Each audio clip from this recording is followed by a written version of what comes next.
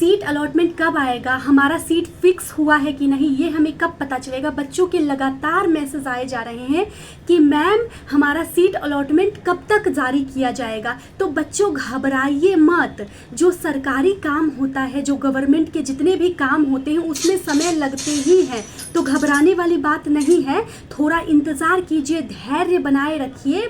आज रात्रि तक या तो कल सुबह तक आपका सीट अलॉटमेंट कर दिया जाएगा। देखिए दिक्कत यहाँ पे आ जाती है कि जैसे हमारा क्लास 10th हुआ, क्लास 12th हुआ, ये बहुत महत्वपूर्ण बोर्ड का एग्ज़ाम होता है ना, तो बहुत महत्वपूर्ण होता है। ठीक उसी प्रकार हमारा बीएड जो है वो छोटा मोटा एग्ज़ाम नहीं हुआ, वो भी एक बहुत बड़ा एग्ज़ाम हुआ और इसको कंडक्ट करवाना बहुत ही जिम्मेदारी वाला काम होता है।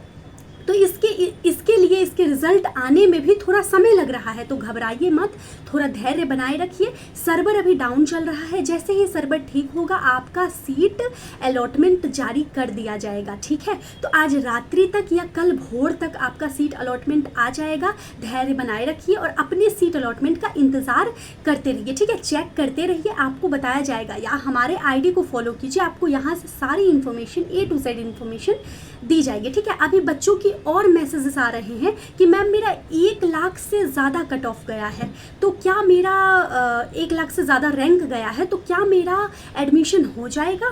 तो बच्चों ध्यान से सुनिए और समझने का प्रयास कीजिए। यदि आपका 1 लाख से ज़्यादा रैंक है तो गवर्नमेंट कॉलेज मिलना तो इम्पॉसिबल है बच्चा, गवर्नमेंट आपको नहीं मिल पाएगा, गवर्नमेंट में आप नहीं ले पाओगे। लेकिन यदि आप प्राइवेट में लेना चाहते हो तो प्राइवेट में आप ले सकते हो। प्राइवेट में 1 लाख से 1,50,000, 1,60,000, 70,000 ऐसे रैंक के बच्चे भी ले सकते हैं। तो प्राइवेट के लिए तो आप एलिजिबल हो, लेकिन गवर्नमेंट के लिए थोड़ा रिस्क वाला बात है। गवर्नमेंट में 1 लाख रैंक चले जाना ये थोड़ा बहुत ही भारी बात हो जाता है ना, 1 लाख के बाद आपको मिलना मुश्किल रहता है। बट एक बार देख लीजिए अगर मिल जाए, क्योंकि हर बार के कट ऑफ के अकॉर्डिंग ही पता चल पाता है कि किसको मिल पाएगा किसको नहीं मिल पाएगा, ठीक है। तो बच्चों सबसे पहली बात आप लोगों को धैर्यतापूर्वक ध्यान रखना है कि आपका जो सीट अलॉटमेंट है वो जल्द से जल्द जारी किया जाएगा। थोड़ा इंतज़ार कीजिए, पेशेंस रखिए, जल्द से जल्द होगा। और वो बच्चे जो कि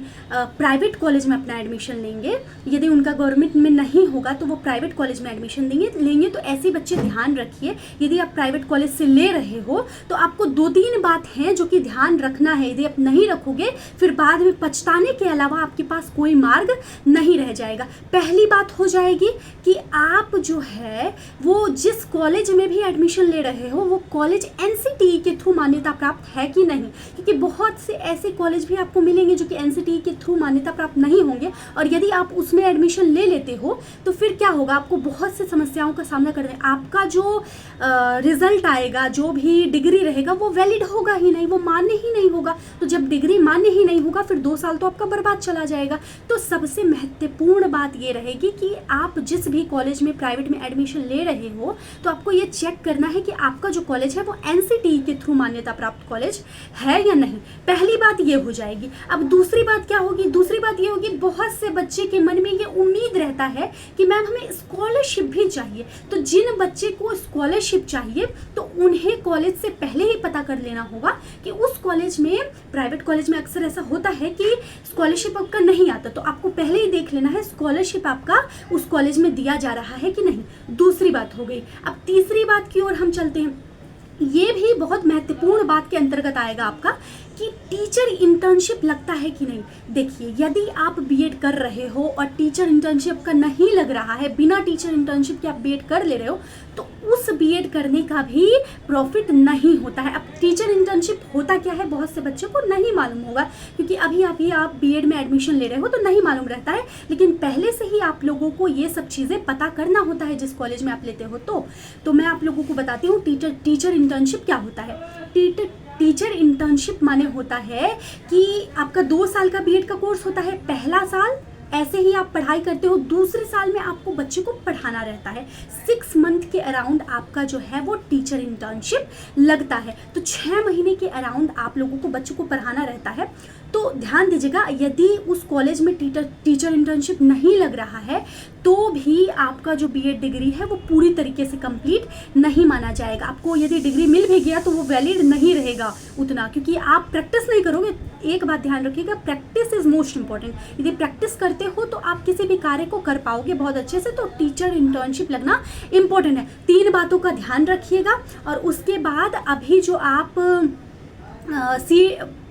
वेट कर रहे हो कि सीट अलॉटमेंट कब होगा, तो घबराइए नहीं। रात्रि 10 बजे, 11 बजे, 12 बजे के आसपास जब भी सर्वर ठीक होगा तो आपका अपडेट मिल जाएगा, आपको अपडेट मिलेगा। और सुबह को भी मिल सकता है, तो घबराइए मत। जैसे ही आएगा मैं हूँ आप लोगों के साथ, मैं आप लोगों को सारी सूचनाएं प्रोवाइड करवाऊंगी। और आपके एसएफएस चैनल पे जो बीएड फर्स्ट सेमेस्टर की पढ़ाई है वो भी करवाई जाती है। नोट्स हो, कंप्लीट लेक्चर हो, सब कुछ प्रोवाइड करवाया जाता है। तो एसएफएस चैनल के साथ जुड़िए, यहाँ से अपनी बीएड फर्स्ट सेमेस्टर की पढ़ाई जो है वो कंप्लीट कीजिए। और सीट अलॉटमेंट का वेट करते रहिए। जल्दी ही आपका सीट अलॉटमेंट आएगा और आप लोगों को आपका कॉलेज ज़रूर मिलेगा। और जिनको नहीं मिलता है तो वो सेकेंड राउंड में, सेकेंड फेज़ में, फिर उसके बाद अगर इसमें भी नहीं होता है तो पूल काउंसलिंग के द्वारा या डायरेक्ट एडमिशन लीजिए। लेकिन 3 बातों को जो मैंने बताया है उसको ध्यान में रख के डायरेक्ट एडमिशन भी ले सकते हो। तो इसी के साथ मैं अपने शब्दों को यही विराम देती हूँ। यदि आप लोगों को कोई भी क्वेश्चन पूछना हो तो कमेंट कीजिए, मैं हूँ आप लोगों के साथ। मैं कमेंट के जवाब इंस्टेंट में आप लोगों को प्रोवाइड करवाऊँगी। ठीक है, मिलते हैं नेक्स्ट वीडियो में, इस उम्मीद के साथ कि आपको कोई ना कोई कॉलेज मिल गया होगा।